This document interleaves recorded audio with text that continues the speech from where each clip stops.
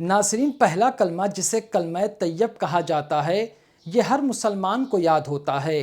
آپ اس ویڈیو کو دیکھ رہے ہیں، آپ کو بھی پہلا کلمہ یاد ہوگا۔ ہو سکتا ہے آپ روزانہ پہلا کلمہ پڑھتے بھی ہوں، لیکن کیا آپ نے کبھی سوچا کہ پہلا کلمہ پڑھنے کی فضیلتیں کیا ہے؟ آپ کو اللہ تبارک و تعالیٰ پہلا کلمہ پڑھنے کے بدلے میں کیسی کیسی نیکیاں عطا فرماتا ہے، فرشتے آپ کے نامہ اعمال میں کتنی نیکیاں لکھتے ہیں، وہ ساری بات آج میں آپ کو حدیث مبارکہ کی روشنی میں بتانے والا ہوں۔ السلام علیکم ورحمۃ اللہ وبرکاتہ۔ میں محمد مسلم رضا حشمتی، آپ دیکھ رہے ہیں حسینی مشرب۔ ناظرین، سب سے پہلے میں آپ کی آسانی کے لیے ایک مرتبہ پہلا کلمہ پڑھ کر اس کا ترجمہ بتا دیتا ہوں، تاکہ آگے کی جو باتیں ہیں وہ آپ کو اور زیادہ اچھے طریقے سے سمجھ میں آئیں۔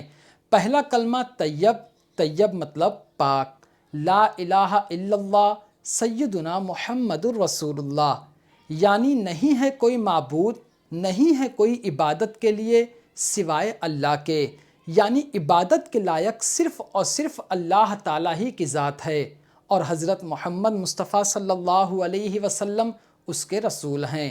تو آپ نے کلمہ طیبہ سن لیا اور اس کا ترجمہ سن لیا۔ اب میں آپ کے سامنے حدیث مبارکہ کی روشنی میں اس کی فضیلتیں بتاؤں گا۔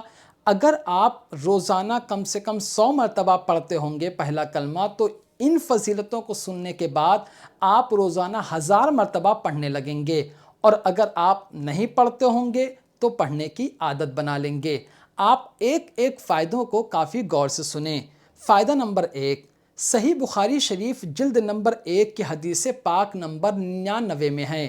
مشہور صحابی رسول حضرت ابو ہریرہ رضی اللہ تعالیٰ عنہ فرماتے ہیں کہ انہوں نے ایک مرتبہ اللہ کے پیارے رسول صلی اللہ تعالیٰ علیہ وسلم کی مقدس بارگاہ میں عرض کی، یا رسول اللہ علیہ الصلاۃ والتسلیم، قیامت کے دن آپ کی شفاعت سے فائدہ اٹھانے والے خوش نصیب لوگ کون ہوں گے؟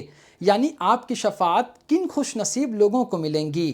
تو آپ نے ارشاد فرمایا، اے ابو ہریرہ، میرا گمان یہی تھا کہ تم سے پہلے مجھ سے یہ بات کوئی نہیں پوچھے گا، کیونکہ میں حدیث سننے کے معاملے میں تمہاری حرص کو جانتا ہوں۔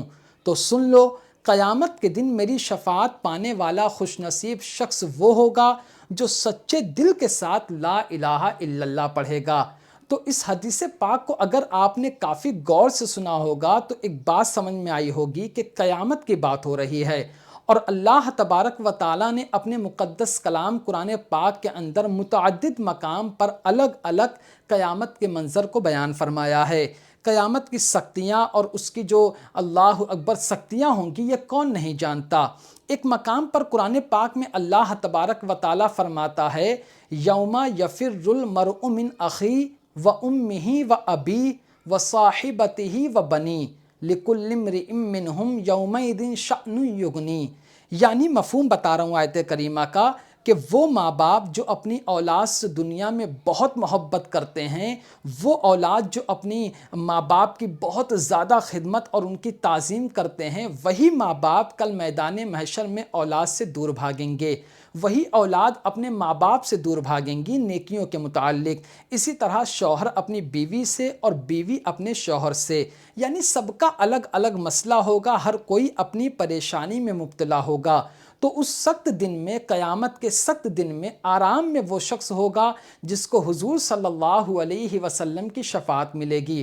اور شفاعت ملنے کا طریقہ کیا ہے؟ کہ جو شخص ایمان کے ساتھ، سچے دل کے ساتھ زیادہ سے زیادہ کلمہ طیبہ یعنی لا الہ الا اللہ پڑھتا ہو۔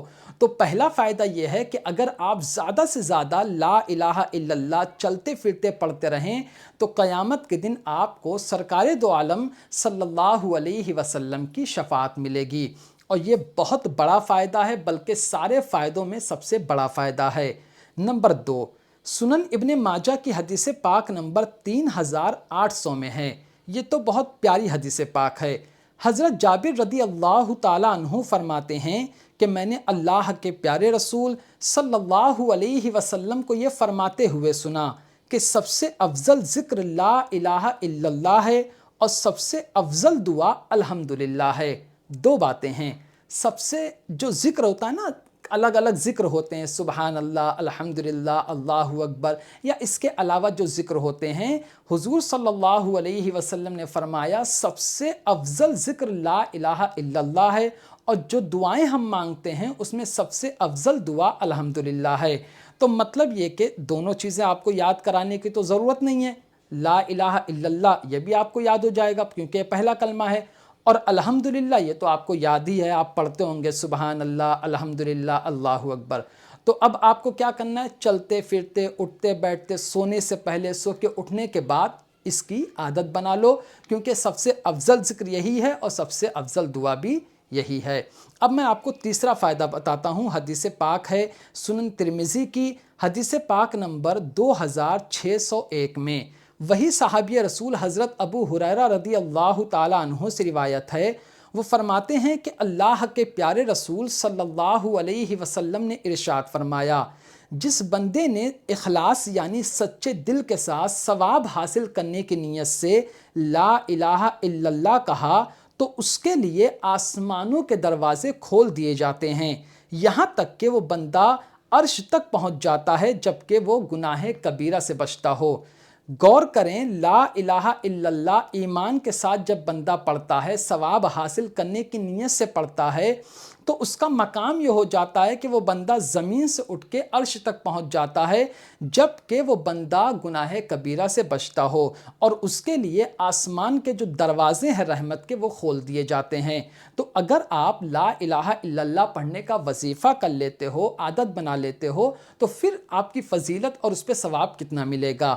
چوتھا فائدہ، مسند امام احمد بن حنبل کی حدیث پاک نمبر 8418 میں ہے، حضرت ابو ہریرہ رضی اللہ تعالیٰ عنہ فرماتے ہیں کہ اللہ کے پیارے رسول صلی اللہ تعالیٰ علیہ وسلم نے ارشاد فرمایا کہ تم اپنے ایمان کی تجدید کر لیا کرو، یعنی اپنا ایمان تازہ اور نیا کر لیا کرو۔